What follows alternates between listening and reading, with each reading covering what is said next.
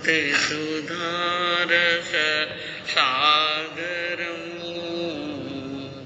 सुचितरं गुणरत्न महाकरं भाविक पंकजबोध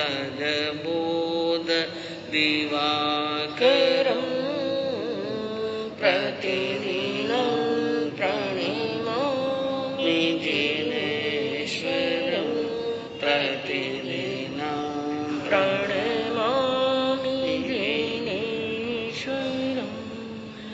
थोड़ो कर ले तू मन में विचार रे ओ चार दिनारो मेलो है।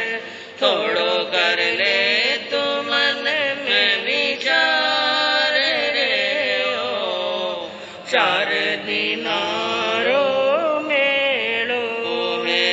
अब के अवसर आछो आयो ले ले प्रभु रो नाम।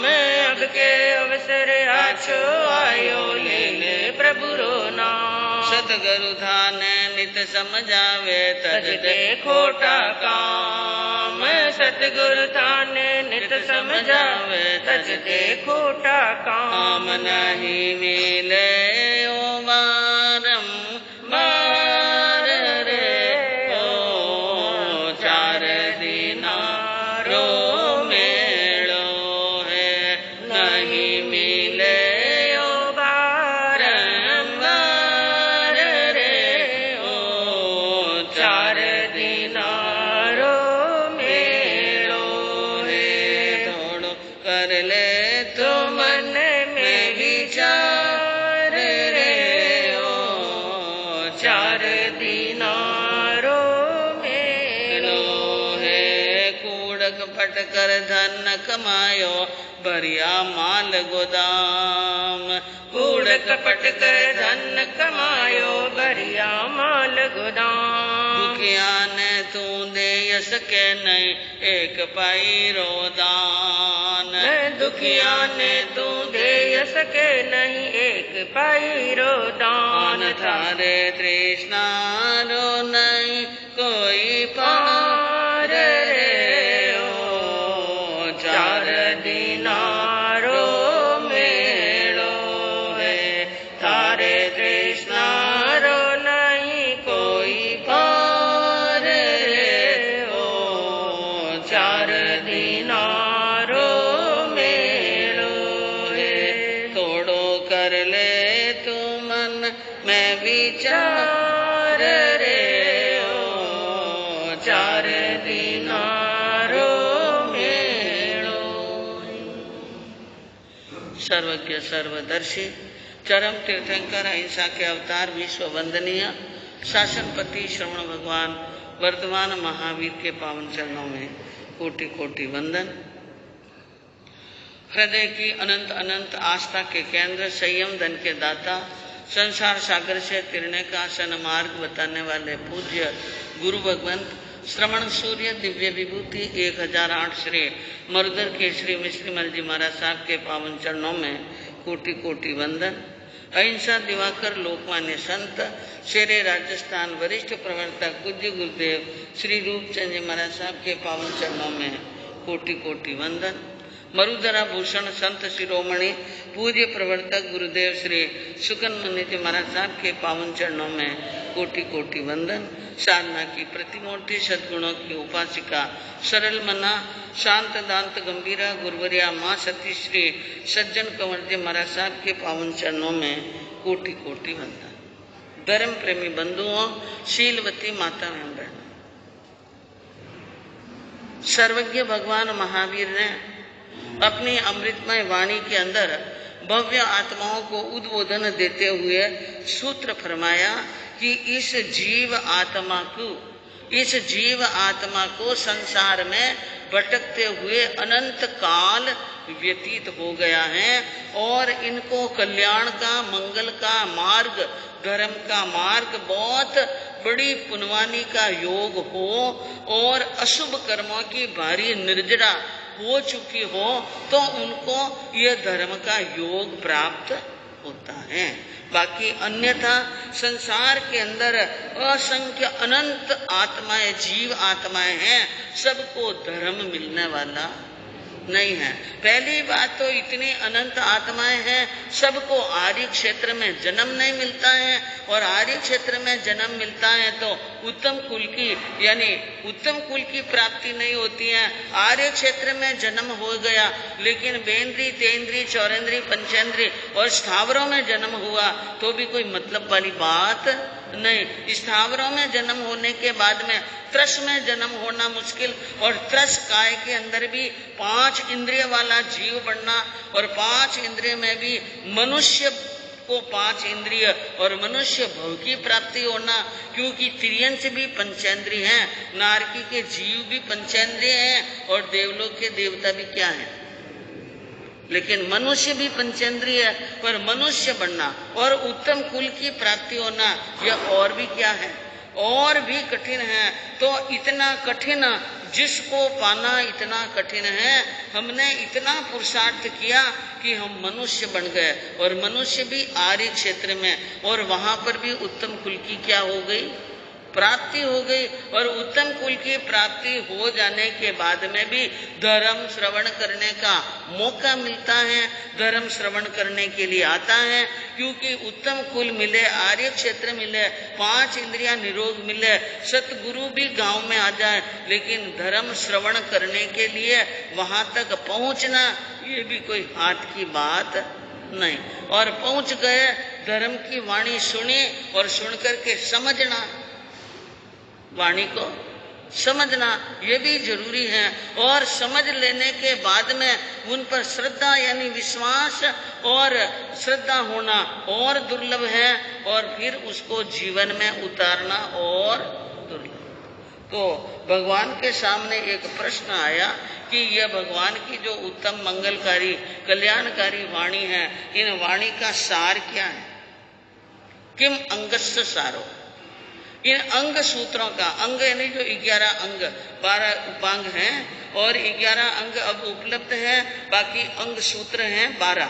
द्वादशांगी वाणी भगवान की फरमाई जाती है, तो वो 12 अंग सूत्र में अब 11 हैं। उन अंग सूत्रों की शिक्षा का सार क्या है, भगवान ने कहा आयारो, आचार, पुरुषार्थ करना, उसके अंदर पुरुषार्थ करना। जो शिक्षाएं दी हैं उन शिक्षाओं को अपनी आत्मा के अंदर रमण करना, उन शिक्षाओं को जीवन के अंदर उतारना। और जो व्यक्ति इन शिक्षाओं को जीवन में उतार लेता है तो वो आत्मा 3 लोक के अंदर कहीं पर भी चला जाए उनको कहीं कष्ट होने वाला नहीं है। सीधी सी भाषा में यूं कह सकते हैं कि भगवान के सत्य धर्म को अंगीकार करना और सदाचार, सद आचार। सदाचार का मतलब आचार सत्य हो, हमारा आचार व्यचार क्या हो, सत्य हो, यानी आचार हमारा शुद्ध हो। यही धर्म का सार है, यही धर्म का सबसे बड़ा सार है। बाकी कहते हैं कि कितना ही पढ़ ले, कितना ही ज्ञान सीख ले, कुछ भी कर ले, लेकिन कहते हैं सत्यम तपो ज्ञान महिंसता च विद्वत् प्रणामम च सुशीलता च एतानि यो धारयते स विद्वान न केवलम पठते स विद्वान। कहते हैं जीवन में सत्य का आना, सत्यम तपो ज्ञान महिंसा, सत्य का आना, ज्ञान का आना, तप यानी आचरण। तप का मतलब क्या हुआ, आचरण। तप यानी आचरण और अहिंसा, दयामय धर्म, ये सब आ जाए। एतानि यो धारयते स विद्वान। यदि व्यक्ति को शास्त्र का ज्ञान कम हो तो भी कोई बात नहीं, लेकिन जीवन में सत्य होना चाहिए, सत्य के साथ में अहिंसा होनी चाहिए और तप होना चाहिए, और सत्यम तपो ज्ञान और ज्ञान होना चाहिए। तो आत्मा का क्या होता है, कल्याण। और एतानि और विद्वत् प्रणामम च सुशीलता च, उनके प्रणाम यानी प्रमाण, शरीर यानी जीव आत्मा के जो परिणाम हैं, भाव हैं, विचार हैं, वो ऊंचे होने चाहिए। जैसे हम कहते हैं सादा जीवन उच्च विचार, विचार उच्च होना चाहिए। जीवन में सादापन हो तो कोई बात नहीं, ये हमारी संस्कृति है। सादा रहना, सादा भोजन करना, सादा तरीके से रहना, ये हमारी संस्कृति है। ये नहीं कि हमने ठाट पाट से खा लिया, ठाट पाट से रह लिया, सब कुछ कर लिया, लेकिन हमारे आचार विचार शुद्ध नहीं है, तो वो ठाट पाट भी काम के नहीं है। तो कहा कि सुशीलता और शील, अपना ब्रह्मचर्य, अपना शील सदाचार, शील सदाचार क्या होना चाहिए, मजबूत। एक रामायण का प्रसंग आता है कि भगवान राम और लक्ष्मण और सीता तीनों ही 14 वर्ष के लिए वनवास में गए। और वनवास में तो कोई महल तो थे नहीं, कोई जगह जगह उनके मकान नहीं थे जहाँ रात रुकना होता, तो उचित स्थान की वहां पर गवेषणा यानी देखते थे उचित स्थान। एक समय क्या हुआ, चलते चलते बहुत समय व्यतीत हो गया, लेकिन रात्रि विश्राम करने के लिए उचित स्थान नहीं मिला।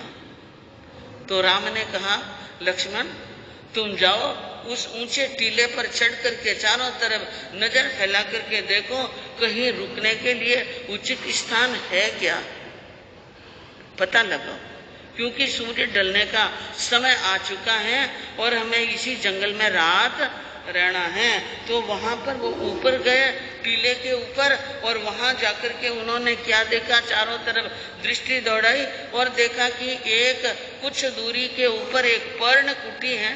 पर्ण कहते हैं पत्तों को, कुटी यानी कुटिया, जो बड़े बड़े जंगल के पत्तों से छाई हुई कुटिया होती हैं, वो कुटिया हैं और उसमें से धुआं निकल रहा है। क्या निकल रहा है? धुआं निकल रहा है। और ये देखकर नीचे आए भाई साहब को कहा, भैया यानी वहां पर पर्ण कुटी है और पर्ण कुटी में धुआं निकल रहा है। तो पर्ण कुटी है, धुआं निकल रहा है, इसका मतलब इस समय वहां पर इंसान मौजूद हैं। जाओ पता करो, उस पर्ण कुटी में जाओ, पता करो वहां पर कौन रहता है, और वहां पर जाकर के पूछना कि हम रात्रि विश्राम करने के लिए स्थान चाहते हैं, क्या हमें स्थान मिलेगा। तो लक्ष्मण ने अपने भाई की आज्ञा का पालन करते हुए उन पर्ण कुटी के बिल्कुल पास में गए, और वहां उन्होंने क्या देखा कि एक ब्रह्मचारी वहां पर तपस्या कर रहा है। ब्रह्मचारी वहां पर धूनी रमाए हुए बैठा है, और उनको देखा और देखकर उन्होंने बड़ी विनम्रता से कहा कि हम यहाँ पर एक रात्रि का विश्राम करने के लिए 3 प्राणी आए हैं, क्या यहाँ विश्राम के लिए जगह मिलेगी। तो ब्रह्मचारी ने उत्तर कुछ भी नहीं दिया। उन्होंने सामने एक घास का तिनका पड़ा था, वो तिनका उठाया और तिनका अपने मुंह के अंदर दबाया, और फिर उसके बाद में उस तिनके को निकालकर अपनी लंगोट से छुआया और धूनी के जो धूनी धुक रही थी उसके 3 चक्कर लगाए और मौन होकर के बैठ गए। उत्तर कुछ भी नहीं दिया। अब वापिस पूछने की लक्ष्मण को हिम्मत नहीं हुई कि ये मौन और आंखें बंद करके बैठ गए हैं, क्या मतलब समझ में नहीं आया। उन्होंने उत्तर मुंह से नहीं दिया, अपनी क्रिया से दिया। वापिस आए भाई के पास में और कहा, भैया वहां पर एक तापस हैं और वो उनको मैंने पूछने के बाद में ये क्रिया की। राम समझ गए।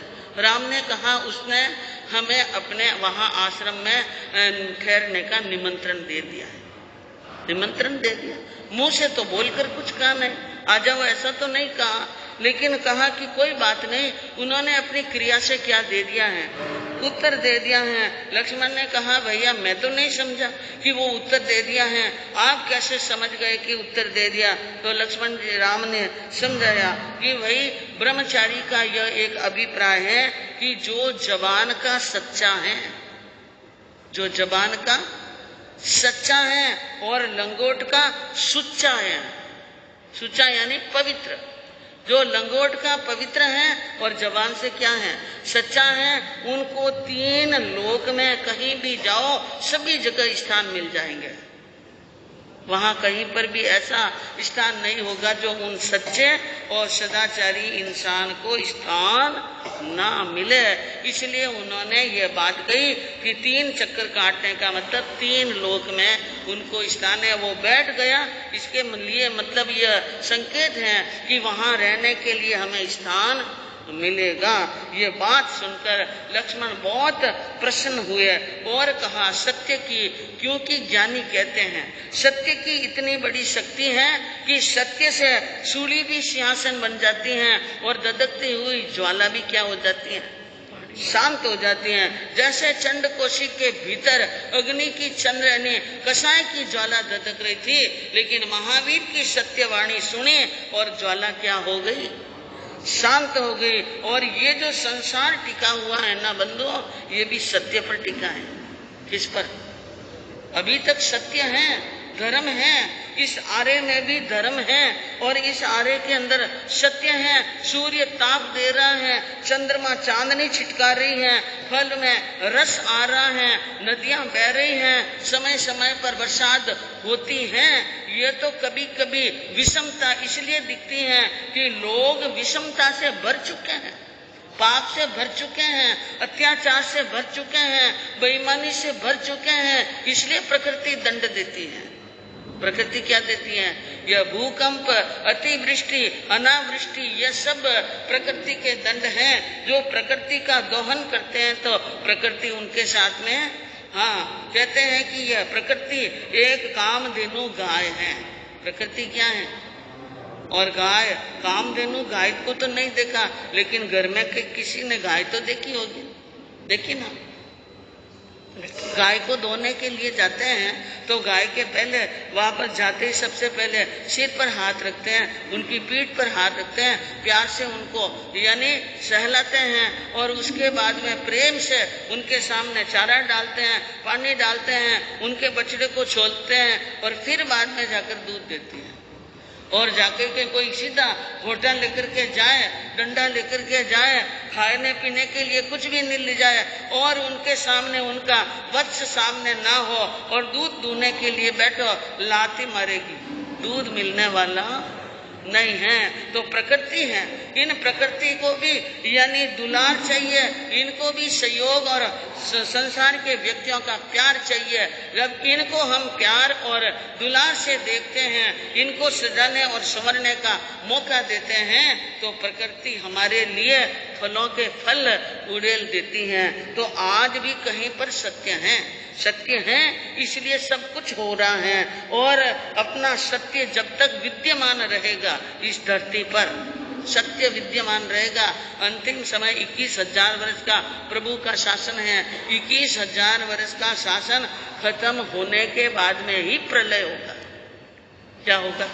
प्रलय। और बाकी जैसा मनुष्य करता है वैसा भरता है। सब कुछ सत्य से नहीं, सत्य के बिना कुछ भी बचने वाला नहीं है। तो यह महावीर की वाणी है, प्रभु की सत्य वाणी है। इनको जीवन के अंदर उतारने का प्रयास करेंगे, धर्म के नजदीक रहेंगे और अपनी आत्मा के भीतर उनको जीवन के अंदर समझने का प्रयास करेंगे तो हमारी आत्मा का कल्याण होगा। कल आपने वर्णन सुना था अंजना सती के जीवन चारित्र के माध्यम से कि पवन जी अपने ससुर जी को बता रहे थे कि आपने अपनी बेटी के साथ में व्यवहार अच्छा नहीं किया। हे महाराज, आप मेरे सामने हाथ जोड़कर खड़े हैं, अनुनय और विनय कर रहे हैं, भोजन की मनवार कर रहे हैं, लेकिन याद करो उस क्षण को। मैं तो राजी खुशी आया हूँ, मैं तो मेरे घर से आया हूँ, तो क्या आया हूँ? राज्य खुशी। लेकिन आपकी बेटी इस समय वहां पर आपके यहाँ आई थी, वो राजी खुशी नहीं आई थी, वो बहुत यानी खुशी से नहीं आई, दुख से भरी हुई आई, आपत्ति और पीड़ा से भरी हुई आई। उस समय आपने उनकी सार संभाल नहीं ली और उनको पानी भी नहीं पिलाया, न किसी को पिलाने दिया। ऐसा हुक्म नगरी में लगाया कि मैंने तो पानी नहीं पिलाया है, तुम नगरी में भी मेरी आज्ञा है कोई पानी मत पिलाना। ऐसा बेटी के साथ में अन्याय किया। अब मैं क्या कहूँ आपको, मेरे से ज्यादा उम्र वाले हैं, लेकिन मुझे बहुत विचार आता है आपके अंदर कि ये बात कहते मेरी मनवार करते हुए आपको थोड़ी बहुत भी शर्म नहीं आए। अरे माने नहीं सुहावे जी के, माने नहीं सुहावे जी, अरे ससुरा जियों के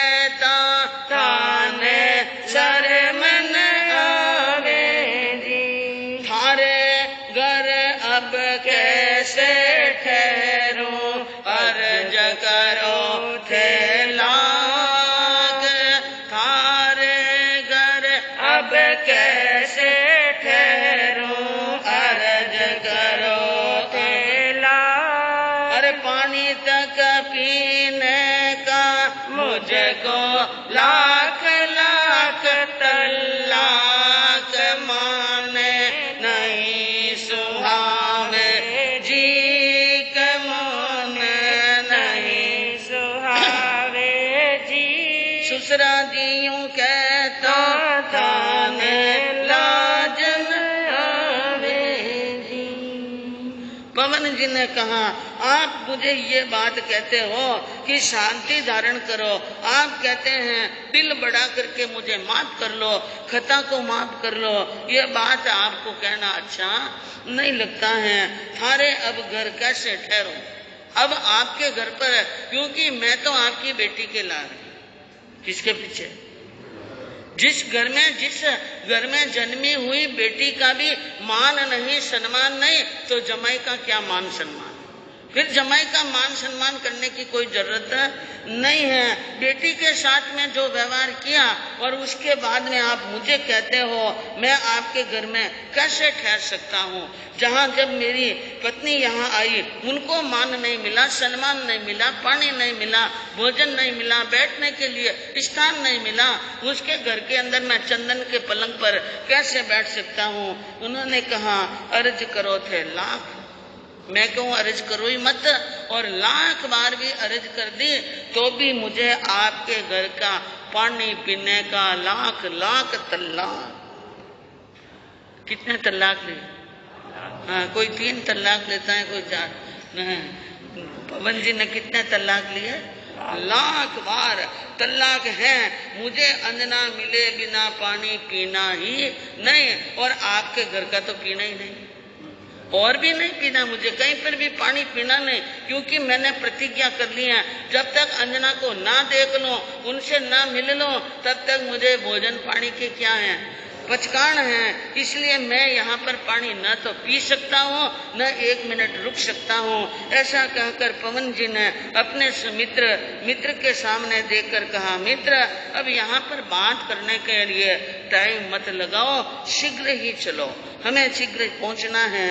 पवन कांवर तो पवन गति से चाल्यो विपिन मजा, महेंद्र राय और मंत्री सारे, महेंद्र राय और मंत्री सारे कर रया खूब विचार जी, धन सती अंजना साचे सतवंते राची शील में। पवन कुमार जी पवन गति से घोड़े पर सवार होकर के और घोड़ा को दौड़ाया जंगल की तरफ, और फिर उनके साथ में उनका मित्र भी बराबर चल रहा है, और राजा महेंद्र सिंह और उनका पूरा मंत्रिमंडल और उनके प्रधानमंत्री सब वहां पर खड़े खड़े देखते रह गए। पवन जी ने किसी की सुनी नहीं, आपस में विचार करने लगे, हमने जो बुरा किया, जितना बुरा किया उतना बुरा तो संसार में शायद कोई करता ही नहीं होगा, बहुत बुरा किया है, अब हमें क्या करना चाहिए। मंत्री ने सलाह दी, क्या करना, ये बात इस समय पवन जी शोधने के लिए गए हैं, हमें हमारी पूरी शक्ति के साथ में, पूरी ताकत के साथ में, और सारे सैनिक और गुप्तचर विभाग को छोड़कर सबको, घुड़ सवारों को जो पवन गति से चलते हैं, जो अच्छी तरह से निरीक्षण करना जानते हैं, ऐसे खोजियों की टोली को चारों ही दिशा में रवाना कर दो, जो अंजना का शीघ्र ही क्या लगा दे, पता लगा दे, क्योंकि पवन जी ने प्रतिज्ञा ले ली है और अब अंजना नहीं मिलेगी तो पवन जी अन्न पानी लेने वाले नहीं है, इसलिए शीघ्र ही चलो। और उधर देखिए रतनपुरी के अंदर प्रहलाद सिंह और रानी केतुमती वो और उनका मंत्रिमंडल भी विचार कर रहा था, पवन यहाँ आए और हमसे बात नहीं की, सीधे कहाँ पर गए थे, अंजना के महल में, और वहां नहीं मिलने पर जो स्थिति हुई हम सबको मालूम है। हम सबका कर्तव्य बनता है कि बहू रानी को खोजने के लिए पूरी ताकत लगा, अब ससुराल वाले और पियर वाले पूरे के पूरे अपनी सारी सामग्री सारे सैनिकों सहित पवन जी के पीछे आने की क्या कर रहे हैं। अरे माता पिता और सासू ससुरा आया पवन के लार, फौजा सारी सोदन लागे, फौजा सारी सोदन लागे, नदी गुफा और पहाड़ जी धन सती अंजना, साचे सतवंते राजे शेल में। अब देखिए बीच जंगल के अंदर पहुंच गए पवन जी और पीछे पीछे त्वरित गति से ससुर राजा की फौज और इधर से अपने पिता राजा की फौज और शोधन करने वाले बड़े बड़े विद्वान और बड़े बड़े खोजी वहां पर पहुंच गए और चारों दिशाओं के अंदर पूर्व पश्चिम उत्तर चार दिशा चार भी दिशा आठवीं दिशा के अंदर भागे दौड़े जा रहे हैं, दौड़ रहे हैं। नदी गुफा और पहाड़, जंगल में नदियां आती हैं, नदियों के किनारे देख रहे हैं और गुफाएं देख रहे हैं, पहाड़ देख रहे हैं, जंगली झाड़ियां देख रहे हैं, सभी जगह सम विषम स्थान को देख रहे हैं और देखते देखते समय व्यतीत होता जा रहा है। दिन का एक पैर बीता, दिन का 2 पैर बीता और दिन का 3रा पैर बीत गया, लेकिन अंजना का कहीं पर पता नहीं चला। जब अंजना का पता नहीं चला, सबने आकर के नकारात्मक उत्तर दिया, नहीं मिली अंजना। अंजना का कोई नाम निशान भी नहीं है, अंजना का कुछ भी किसी भी प्रकार का कोई संदेह और कुछ भी यानी संदेश नहीं है, कुछ भी चिन्ह कि इधर से अंजना निकली थी ऐसा भी कहीं पर दिखाई नहीं देता है। जब सबने ये बात मिली और सती मिली नहीं जद पवन कंवर जी और जलने हुए तैयार। उन्होंने क्या दिया था, अंजना आज नहीं मिलेगी तो मैं जलबल करके क्या हो जाऊंगा। हाँ, सीधा ऑर्डर लगाया मेरे लिए शीघ्र ही चिता तैयार करो और अग्नि की चिता तैयार करो, मुझे जलती हुई ज्वाला के अंदर अपने आप को तैयार रखना है और वहां पर मरना है मुझे। इस प्रकार सैनिकों ने आदेश के अनुसार पवन कुमार जी के लिए चिता की क्या कर दी, तैयारी, और चिता सुलगा दी गई और धू-धू करती हुई चिता सुलग रही है। माता पिता और सास ससुर सबका कलेजा कांप रहा है और पवन जी को समझा रहे हैं और बार बार अनुनय विनय कर रहे हैं कि आप थोड़ी सी शांति रखो, थोड़ी सी शांति रखो। लेकिन पवन जी ने कहा ये शांति अब मेरे से रहने वाली, हाँ, और बरजे बारंबार बार बार बरज रहे हैं और उनको हाथ पकड़ पकड़ रोक रहे हैं। पवन जी रुक नहीं रहे हैं, लेकिन एकदम वहां पर उसी समय एक अनुचर शीघ्र गति से चलता हुआ आया और उन्होंने आते ही उसने दूर से ही कहा रुको रुको, मैं समाचार लेके आया हूँ। मैं क्या लाया हूँ, समाचार लाया हूँ। और समाचार क्या लाया हूँ वो शीघ्र ही पास में आकर बोला कि पवन जी आपको जलकर मरने की जरूरत है।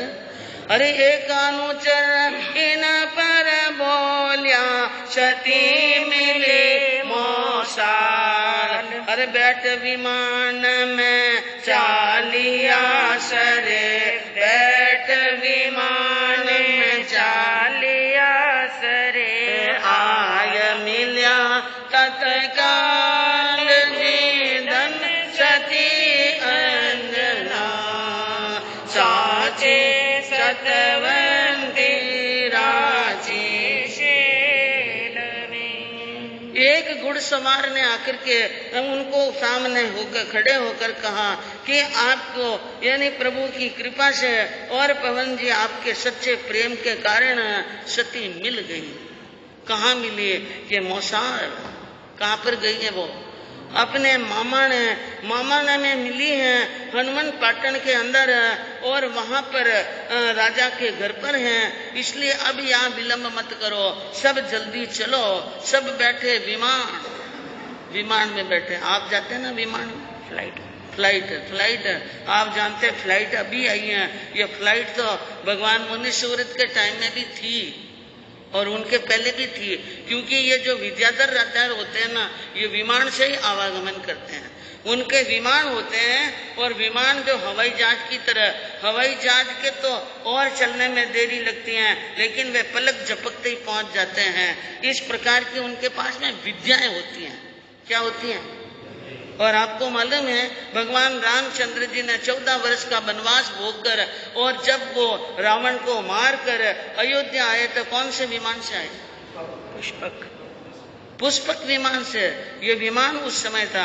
राम जी भी मुनि सूरत भगवान के टाइम में हुए और हनुमान जी भी और पवन जी, ये सब कब हुए? भगवान मुनि सूरत के टाइम में। तो सब विमान में बैठकर हनुपाटन पहुंच गए हैं। अब हनुपाटन का राजा कैसे स्वागत करता है, सती से कैसे मिलते हैं और क्या क्या बातें होती हैं, आगे सुनने से मालूम पड़े। टाइम तो दौड़ रहे हैं।